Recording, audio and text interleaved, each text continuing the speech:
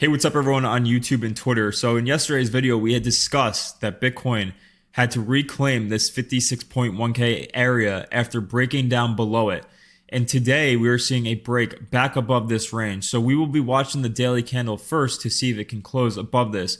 If it is able to close above it, then there is a chance that this could end up playing out as a higher low. Now, in a tweet earlier today, I had stated that Bitcoin has been making lower highs and lower lows for the past 6 months. If we look at this chart, what do we see? We see lower highs, lower lows, lower highs, lower lows, lower highs, lower lows, and this was another lower high last month. So in order for Bitcoin to finally just break out of this structure, the first thing that we would need to do is get above $65,000. This would be a higher high for the first time since essentially back here in February when we broke higher and then continued to go higher until we reached this top, which was back in March. Bitcoin is once again following this path that I had drawn out about a month ago. It had gone above it, it went below it, but in general, this is the similar path that we have seen in the last 3 election cycles. I have shown this numerous times, but in 2012, if you look, this was heading into October, November, December, and then we finally broke out.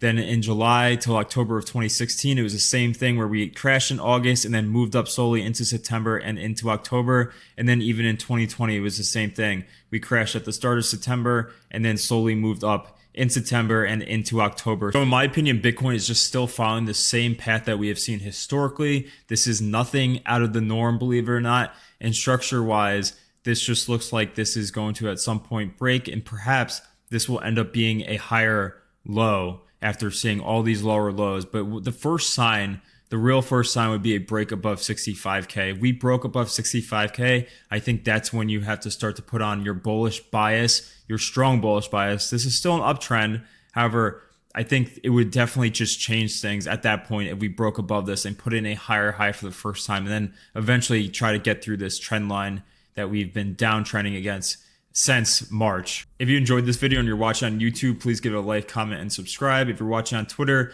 make sure to follow on YouTube as I post all videos on YouTube first.